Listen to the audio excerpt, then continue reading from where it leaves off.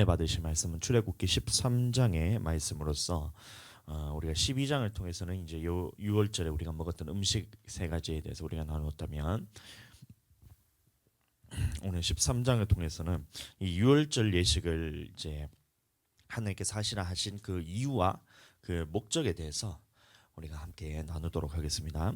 자, 그래서 보시면 6월절 예식의 의미, 그래서 6월절을 제정하신 이유는 무엇이냐? 그러면 율법에 대해서 나오는데, 그럼 율법이란 것이 무엇인가? 그다음에 또 이 율법을 볼 때 우리의 마음이 어떠해야 되냐, 이 세 가지를 중점적으로 보고 우리가 함께 말씀 나누도록 하겠습니다.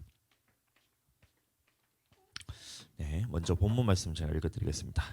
이 예식은 내가 애굽에서 나올 때에 여호와께서 나를 위하여 행하신 일로 말미암이니라 하고, 이것으로 내 손의 기호와 내 미간의 표를 삼고 여호와의 율법이 내 입에 있게 하라, 이렇게 말씀하고 계십니다. 그래서 우리가 출애굽기 12장에서 이 6월절의 음식에 대해서 우리가 함께 나누었는데, 6월절에는 우리가 어떻게 해야 되냐 하면 어린 양을 14일 날 저녁에 어린 양을 잡고 그 피로써 문 좌우 설주와 문 임방에다가 이렇게 바르면 하나님께서 이 애굽을 장자 재앙으로 치실 때 그 집의 피를 보고 넘어간다. 그래서 우리도 오늘날 예수 그리스도의 믿음을 통해서 우리가 죽음에서 구원을 받을 수 있다라는 이 메시지를 주고, 그 다음에 6월절에 먹었던 그 세 가지 음식이 있었는데 무엇이었냐면, 첫 번째는 어린 양, 그 다음에 두 번째는 무교병, 그리고 뭐가 있었냐면 세 번째는 쓴 나물이 있었던 거예요. 그래서 첫 번째 6월절에 어린 양을 먹었다는 의미는 무엇이냐면 예수님의 살을 의미하는 겁니다. 그래서 예수님의 살이 오늘날 우리에게 말씀하시는 것은 뭐냐면, 예수님께서 하신 그 말씀이 생명임을 우리가 깨달아서 그 말씀에 순종하는 삶을 의미하는 거예요. 그러니까 이 어린 양을 먹으면서 이 이스라엘 백성들이 어린 양을 먹었던 이 의식을 통해서 우리는 무엇을 깨달아야 되냐? 예수님께서 하신 말씀이 생명이므로 그 말씀에 순종하면서 살아야 된다라는 것을 우리가 깨달아야 된다는 것입니다. 그리고 또 무교병을 통해서는 무엇을 우리에게 말씀하고 계시냐면, 기존에 있었던 이 애굽에 있었던 묵은 누룩은 내버리고, 그 다음에 새 덩어리로서 순전하고 진실함을 가지고 이 하나님 앞에서 거룩한 삶을 살아야 된다. 또 하나님께서 그렇게 거룩하게 변화되게 해주셨다. 그러니까 순전하고 거룩함, 순전하고 진실한 사람으로서 하나님께서 변화시켜 주셨기 때문에 그 삶을 살아야 된다는 것이 바로 이 무교병의 의미였던 거예요.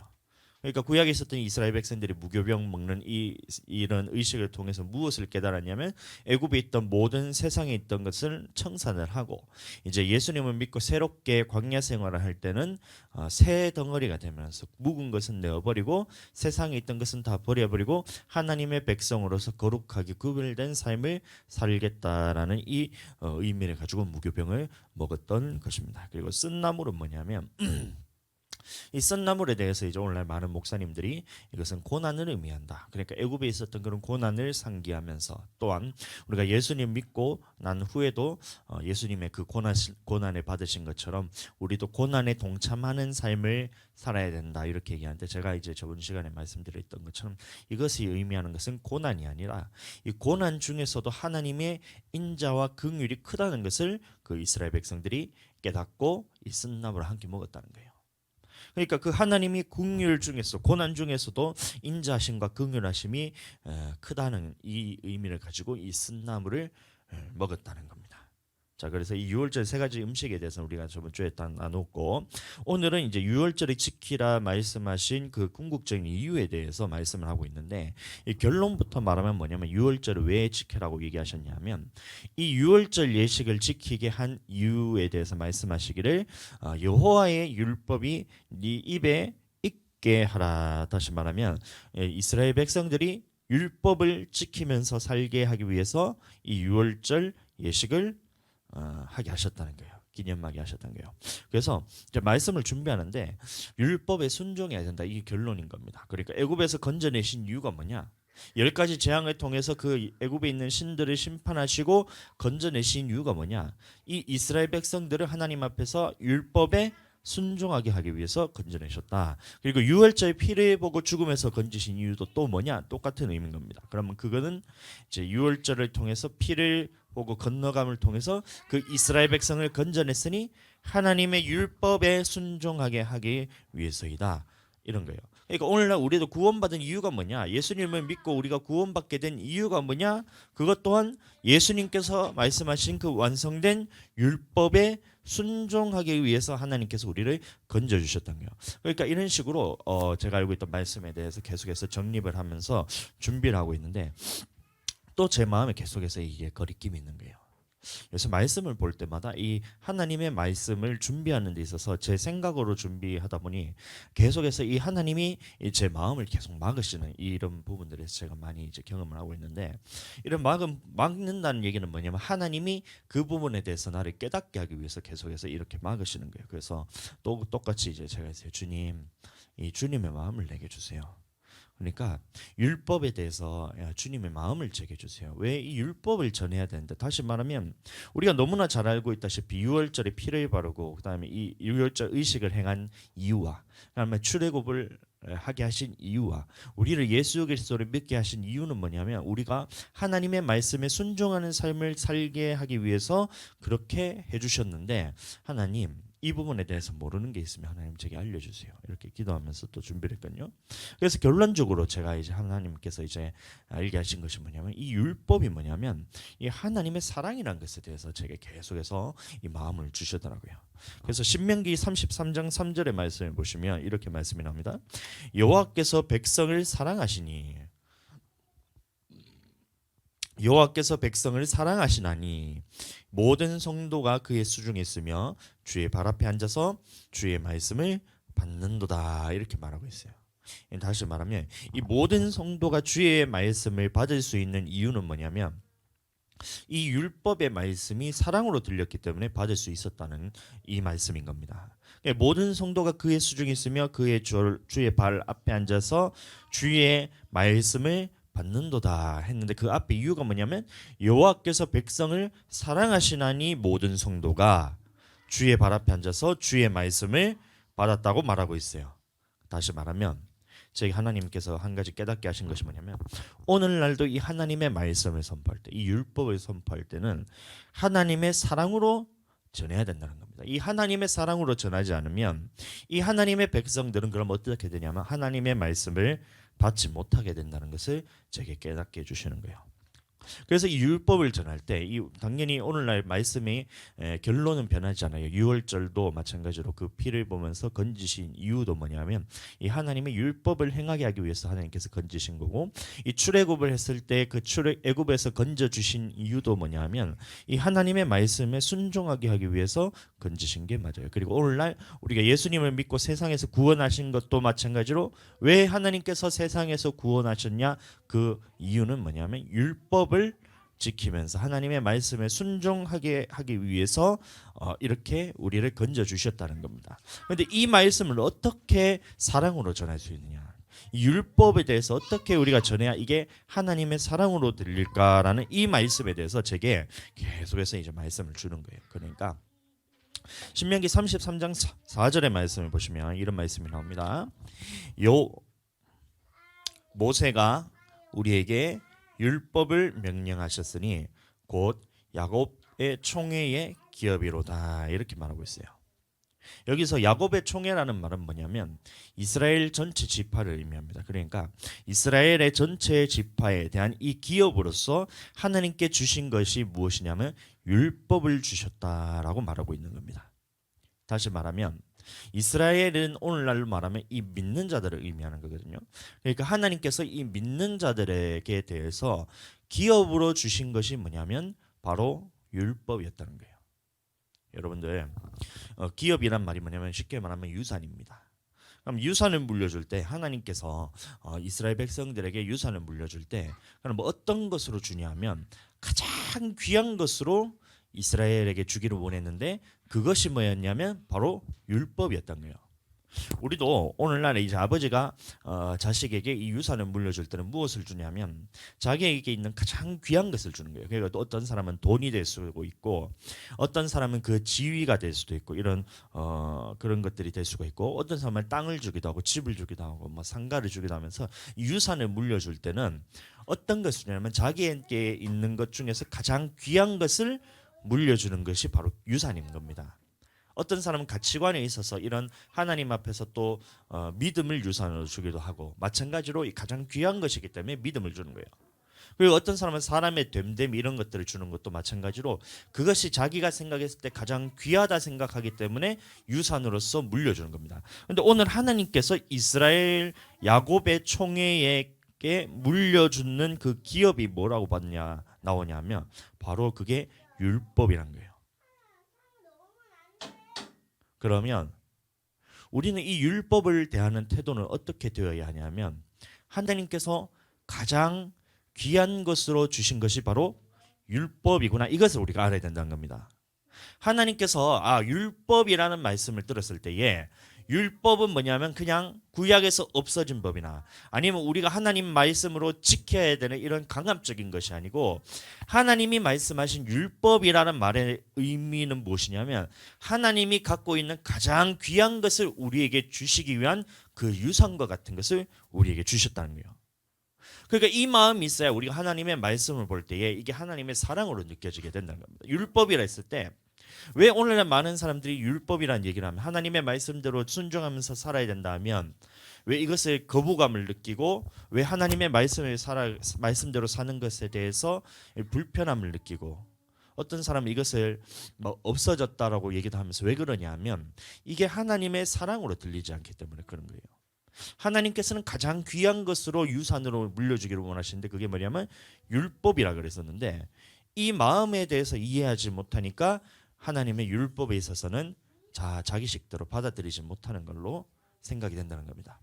그런데 성경에서 보시면 이 다윗이 솔로몬에게 물려줄 때에 물론 그 왕의 지위나 아니면 그 자기 나라의 땅이나 아니면 금은 보화부터 시작해서 모든 것을 다 물려주었지만, 다윗이 솔로몬에게 무엇을 물려줬냐면 이 하나님의 율법을 지키는 것에 대해서 물려줬다고 나와 있습니다. 열왕기상 2장 3절의 말씀입니다. 네 하나님 여호와의 명령을 지켜 그 길로 행하여 그 법률과 계명과 율례와 증거를 모세의 율법에 기록된 대로 지키라. 그리하면 네가 무엇을 하든지 어디로 가든지 형통할지나. 그러니까 다윗은 이것을 생각한 거예요.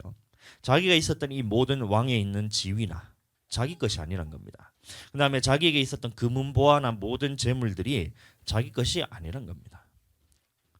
그리고 나라에서 많은 사람들이 이제 군사로 있고 다스릴 수 있는 이런 모든 지위들이 자기 것이 아니란 것을 알았어요. 이 모든 것을 주신 분은 누구였냐 하면 하나님이고, 이 하나님께서 내게 주신 대로 이 율법과 계명을 지켰을 때에, 하나님의 명령에 순종했을 때 이 나머지 것들은 그냥 내게 그냥 주어지는 하나님으로부터 서비스와 같은 거예요. 그러니까 다윗이 솔로몬에게 물려줄 때에 자기에게 가장 귀한 것을 물려주고 싶었는데 그것이 무엇이냐 딱 보았더니만 다윗이 생각하기로 모세의 율법대로 지키는 이것을 솔로몬에게 유산으로 물려주었다는 겁니다. 아멘. 다윗이 봤을 때에 자기가 가지고 있는 가장 귀한 것은 무엇이었냐? 바로 하나님의 말씀, 율례와 증거, 계명과 그리고 율법에 기록된 대로 지키는 이 모습이 다윗에게는 가장 귀한 것이었던 거예요. 그러니까 솔로몬에게 유산을 넘겨줄 때에 그때 솔로몬에게 말하기를 너는 네 하나님 여호와의 명령을 지켜 그 길로 행하여 그 법률과 계명과 율례와 증거를 모세의 율법에 기록된 대로 지키라. 그리하면 네가 무엇을 하든지 어디로 가든지 형통하리라 하면서 이 모세의 율법에 대해서 유산으로 물려주었던 겁니다. 솔로몬도 어떻게 했어요? 솔로몬도 마찬가지로 아버지가 내게 가르쳐 이르기를 내 말을 네 마음에 두라. 내 명령을 지키라. 그리하면 살리라 하면서 이 잠언을 통해서 이 자기 자식들에게 말하기를 나도 아버지로부터 무엇을 받았냐면 이 모세의 율법을 통해서 하나님께서 말씀하신 그 말씀을 내 마음에 두었던 것이 내 인생에 있어서 가장 귀한 것이었으니 내 자녀들아, 앞에는 무슨 말씀이면 나도 누군가에게 아들이었다 이러면서 내 아들아 들으라 하면서 하신 말씀이 뭐냐면 아버지가 내게 가르쳐 이르기를 내 말을 네 마음에 들어라 그리하면 내 명령을 지키라 그리하면 살리라면서 이 모세의 율법에 대해서 자녀들에게 유산으로 물려주었다는 겁니다. 그럼 오늘날 우리도 마찬가지예요. 내가 자녀들에게 줄 수 있는 가장 귀한 것이 뭐냐? 가장 귀한 것이 뭐냐면 하나님으로부터 내게 받은 이 기업의 유산을 내가 받아서 이 땅에서 살면서도 그 율법이 하나님께서 주신 가장 귀한 것인 것을 인정을 하고 그것에 순종하는 삶을 살고 나 또한 우리 자녀들에게 줄 수 있는 것은 뭐냐면 하나님의 말씀을 순종하면서 이 율법대로 우리가 사는 것이 하나님 앞에서 나의 기업이다. 그러니까 가장 귀한 것이다. 그러니까 우리의 자녀에게 주는 것도 똑같이 하나님을 섬기는 방법을 가르쳐 주는 것이 가장 귀한 것이었던 거예요. 마찬가지로 구약에서만 그랬던 것이 아니고 예수님도 뭐라 말씀하셨냐면 마태복음 5장 17절의 말씀을 보시면 그러니까 율법이 없어지지 않은 겁니다. 내가 율법이나 선지자를 폐하러 온 줄로 생각하지 말라.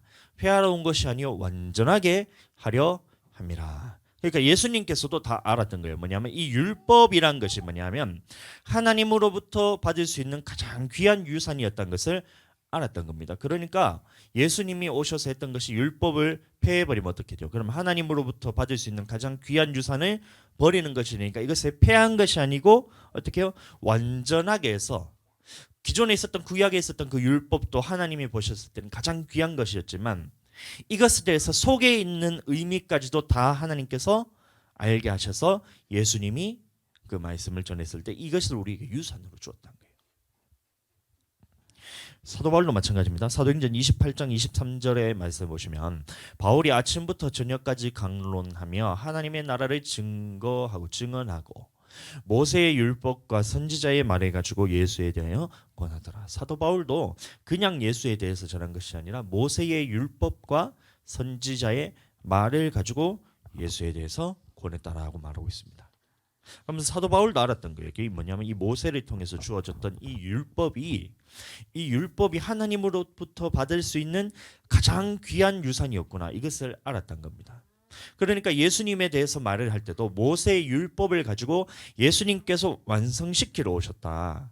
그러니까 너희가 구약에 있었던 이 율법이 뭐냐면 하나님께서 겉으로 우리가 지킬 수 있는 법을 주셨는데 그것을 우리에게 주신 이유가 뭐냐? 하나님께서 너희를 사랑하시기 때문에 가장 귀한 것으로 주었던 것이 바로 율법이었다. 그러나 너희 조상들이 어떻게 했냐면 이 하나님의 주시는 이 마음을 알지 못하고 이 하나님의 주시는 사랑을 알지 못하고 어떻게 해요? 겉으로만 법을 지키다 보니까 속에 있는 내용에 대해서는 다 이게 엉망진창이 되었다. 이건 거예요. 그래서 예수님께서 오셔서 이 속에 있는 법까지도 완전하게 하셔서 완성된 율법을 하셨다. 그래서 모세의 말씀, 모세의 율법을 가지고 예수님에 대해서 전했다는 거예요. 그럼 뭐예요? 오늘날도 우리가 율법을 대하는 태도는 어떻게 되냐면 하나님께서 나를 사랑하셔서 가장 귀한 것으로 주셨구나라는 이 생각이 우리에게 있어야 된다는 거예요. 요한복음 1장 17절의 말씀 보겠습니다. 그런데 이런 말씀이 있어요. 율법은 모세로 말미암아 주어진 것이요 은혜와 진리는 예수 그리스도로 말미암아 온 것이라 이렇게 말하고 있어요. 그러니까 이 말을 보고 사람들이 오해하는 것이 뭐냐면 야 모세가 율법은 모세로 말미암아 주어진 것이니까 구약에 있었던 율법은 없어지고 오늘 나는 은혜와 진리의 시대다 이러면서 이제는 예수 그리스도의 은혜와 진리로 사는 것이지 모세의 율법으로 사는 것이 아니다라고 말하는데 그는 뭐냐면 이 성경을 이쪽 한쪽 편만 보고 반대쪽에 있는 것을 보지 못하는 거예요. 이 모든 성경은 뭐냐면 제 짝이 있어서 성경 안에서 성경을 풀어야 됩니다. 그래서 이 말씀을 이해하기 위해서는 무슨 말씀을 알아야 되냐면 요한복음 17장 17절의 말씀을 알아야 돼요. 그 진리가 뭐냐면 아버지의 말씀이 진리라 나오는 겁니다. 그래서 읽어드리면 그들은 진리로 거룩하게 하옵소서 아버지의 말씀은 진리니이다 이렇게 말하고 있는 겁니다. 그러니까 아까 제가 말씀드린 것처럼 율법은 모세에게 주어진 이 율법은 하나님께서 우리에게 주셨는데 가장 귀한 것으로서 유산을 물려주듯이 하나님이 우리에게 주신 것이었는데 이 겉의 법을 사람들이 지키다 보니까 그 속의 의미를 깨닫지를 못하는 거예요. 그래서 예수님께서 그 아버지께로부터 들은 말씀을 가지고 그것을 풀어주신 것이 뭐냐면 완성케 된 율법이란 겁니다. 그러니까 옛사람에게 말한 바 살인하지 말라는 이것은 겉의법이에요. 그러니까 모세에게 주어졌던 겉의법은 그것만으로도 하나님께서 우리에게 얼마나 사랑하는지를 우리가 알 수 있어요. 살인하지 말라니까 우리가 사람들을 어떻게 해요? 살인을 안 하면서 살 수 있고 살인을 안 당하면서 살 수가 있잖아요. 그것만 해도 하나님께서 보셨을 때는 이것이 가장 귀한 이 하나님의 나라를 운영함에 있어서 천국에서 살인이 있다 생각해 보세요. 그러면 큰일 나잖아요. 천국에는 살인이 없는 겁니다. 그러니까 그것을 가장 귀한 것으로서 우리에게 주셨고 우리가 그와 하나 되기를 원하셔서 주셨는 기업과 같은 것인데 사람들이 이것을 어떻게 해요? 겉의 법만 지키니까 속으로는 이 사람을 미워하고 저 사람을 미워하고 이 사람을 해코지하고 싶은 마음이 올라왔다가 성질나면 성질대로 해붙였다가 이런 것들을 하는 거예요. 겉으로는 살인만 안 하고. 그러니까 하나님께서 어떻게 하냐면 이 속에 있는 것들을 이거를 뒤집어서 엎을 수 있는 것이 구약의 율법으로는 이 속에 있는 법까지도 완전케 할 수 없기 때문에 예수님에게 말씀하셔서 예수님이 들은 그대로 아버지께 들은 그대로 우리에게 전했던 것이 뭐냐면 요한 1서의 말씀을 보시면 미워하는 것도 살인이다. 이렇게 말씀하신 겁니다. 그러면 그 말이 뭐냐면 미워하지 않는 것이 하나님이구나. 하나님께서는 우리에게 유산으로 주고 싶었는데 그게 뭐냐면 미워하지 않는 이것을 너희에게 유산으로 주고 싶다라는 이 하나님의 사랑의 메시지가 들려야 되는 거예요. 그러니까 아버지의 말씀이 진리이기 때문에 율법이 없어진 것이 아니라 이제 그 구약에 있었던 율법이 오늘날 예수 그리스도께서 은혜와 진리로서 완성된 법을 주셨는데 그 법이 뭐냐면 은혜와 진리의 법이 뭐냐면 이제는 미워하지 말라는 것이 이 은혜와 진리의 법이란 거예요. 완성된 율법을 말한 겁니다. 은혜와 진리는. 자, 그러니까 율법은 모세로 말미암아 주어진 것이요 은혜와 진리라 말하지만 이 은혜와 진리가 뭐냐면 예수 그리스도께서 완성시키신 법은 이 예수 그리스도로 말미암아 온 것이라 이 말인 거예요. 오늘날 우리는 겉의 법만 지키는 것이 아니라 속의 법도 우리는 지키면서 살아요. 자, 그러면 다시 말하면 구약에서 이 율법을 주신 이유는 뭐냐면 이게 뭐냐면 하나님을 사랑하는 방법이기 때문에 하나님이 우리에게 주셨던 거예요. 우리는 하나님을 사랑해야 되는데 어떻게 사랑해야 되느냐, 내 마음대로 하나님을 사랑하면 되느냐, 그것이 아니고 이 하나님을 사랑하는 방법에 대해서 알려주는 것이 뭐냐면 율법이란 겁니다. 그러면 구약에 있었던 겉의 법으로도 우리는 하나님을 사랑해야 되지만 신약에 와서 예수님이 말씀하신 진리의 말씀을 받아서 우리는 속으로도 속의 법으로도 하나님을 사랑할 줄을 알아야 된다는 거예요. 그래야 우리가 하나님을 사랑할 수 있어야 이 땅에서도 하나님의 그 통치 아래서 살아갈 수가 있고 죽어서도 우리는 어떻게 되냐면 하나님 나라에서 그 하나님의 통치 아래서 유산으로서 그 하나님의 법을 물려서 받을 수가 있다는 겁니다. 그러니까 우리는 오늘날 율법을 볼 때 어떻게 마음을 가지고 봐야 돼요? 하나님께서 주시는 사랑이구나. 하나님께서 가장 귀한 것으로 주시고 싶으셔서 주셨던 유산과 같은 거구나. 이 율법은 율법을 지켜라 지키지 말라가 아닌 하나님께서 내게 주신 가장 귀한 유산이구나. 이런 마음을 가지고 율법을 볼 줄 알아야 된다는 겁니다. 아멘. 그러면 오늘날 이 율법을 볼 때 우리는 어떤 마음으로 봐야 되나 조금 더 다룰 건데 이렇게 우리가 봐야 됩니다. 에베소서 2장 12절과 13절의 말씀입니다.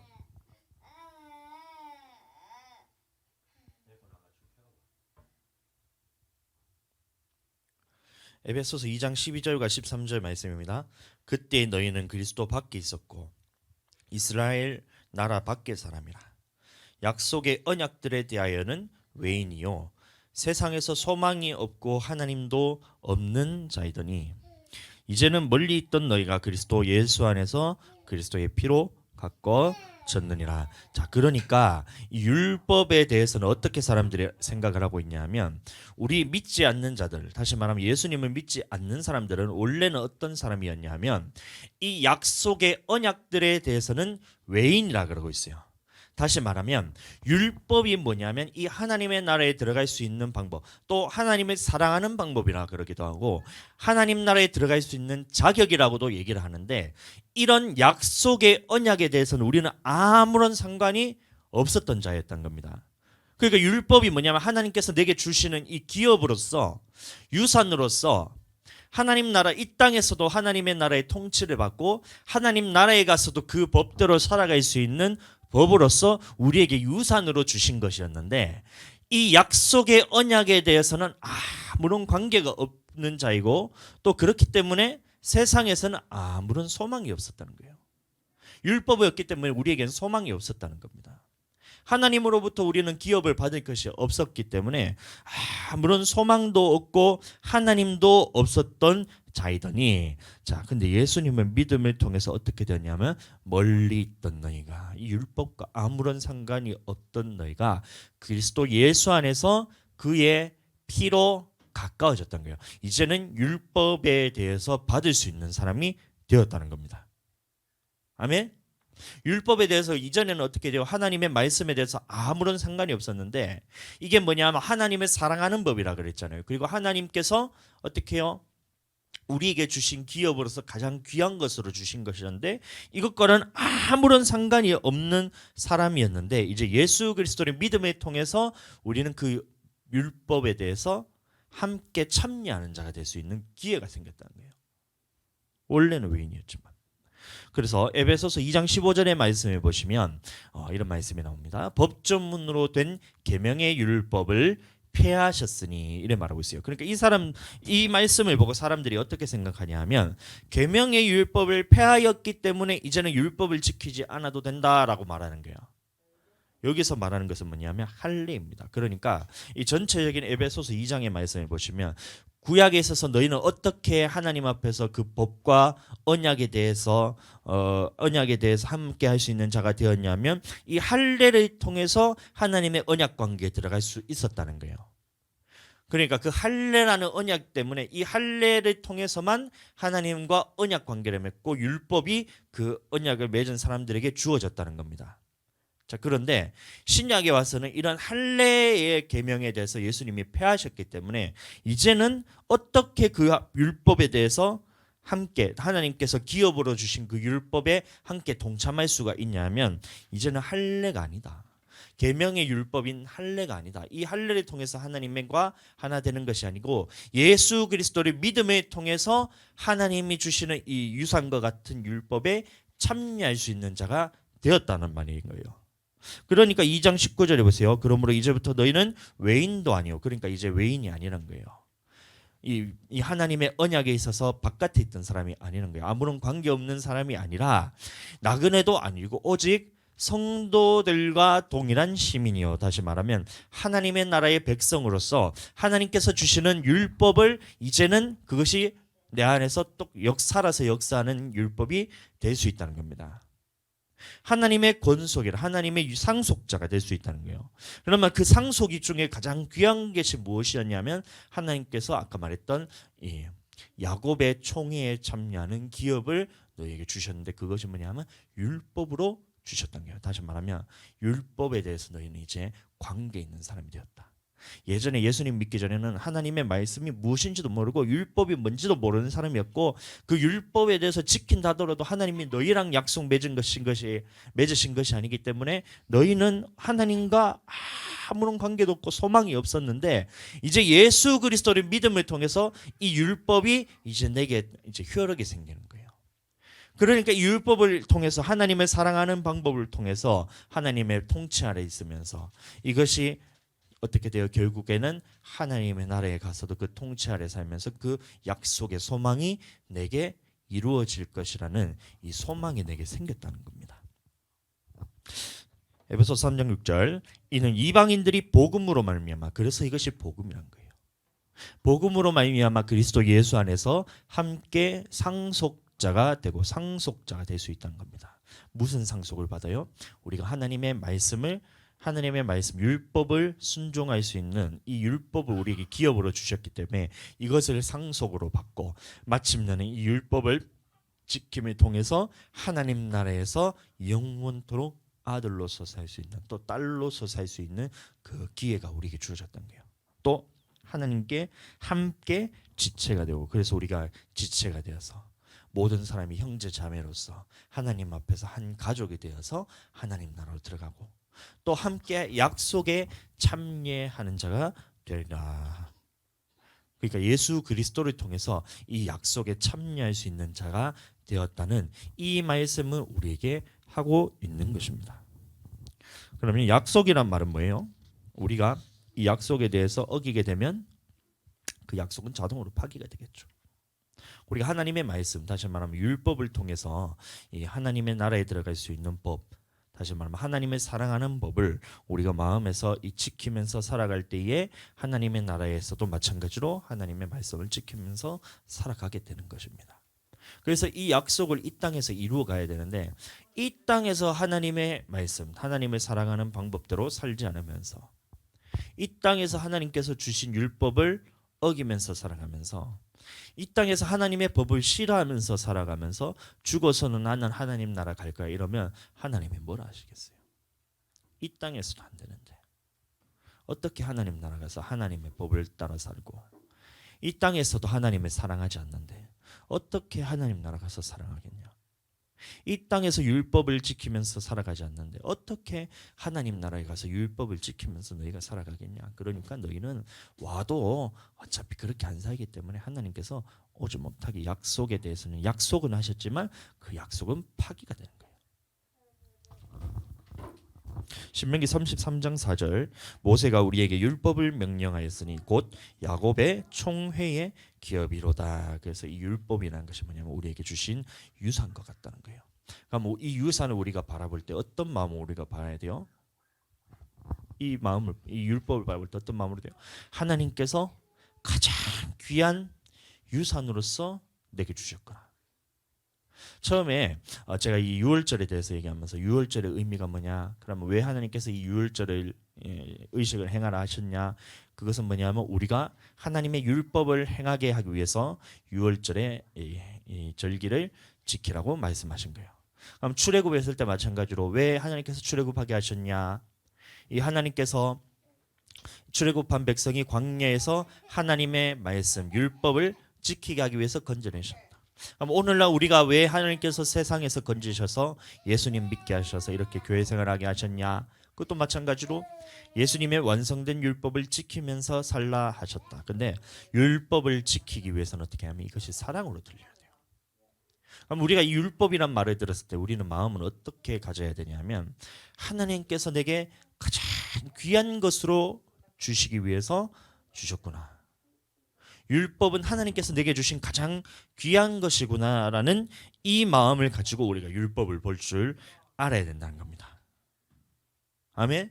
그럼 우리는 이 땅에 살면서 어떻게 해야 돼요? 이 율법을 통해서 율법을 바라볼 때 우리는 하나님의 사랑으로서 우리에게 말씀하셨구나. 하나님께서 지금 가장 귀한 것으로 내게 주셨구나. 또 이 율법을 통해서 이 땅에서도 하나님과 사랑을 하면서 하나가 되면서 또 하나님의 통치 아래서 하나님의 서로가 하나 되어 가지고 이렇게 살아가는 것처럼 내가 죽어서도 하나님 나라에 갔을 때에 살 수 있는 법이 율법이구나. 그러니까 내게 주셨구나라는 이 마음이 내게 있어야 된다는 겁니다. 이해가 되시죠? 이 땅에서도 여러분 하나님의 사랑을 받기 싫어하는데 어떻게 하나님 나라 가서 그 하나님의 사랑을 받을 수가 있겠습니까? 그거는 그런 거짓부렁입니다. 거짓부렁. 그 말은 있을 수가 없는 일이니 이 땅에 있으면서 이 율법을 통해서 이 하나님을 더 사랑하게 되기를 예수님 이름으로 축복합니다.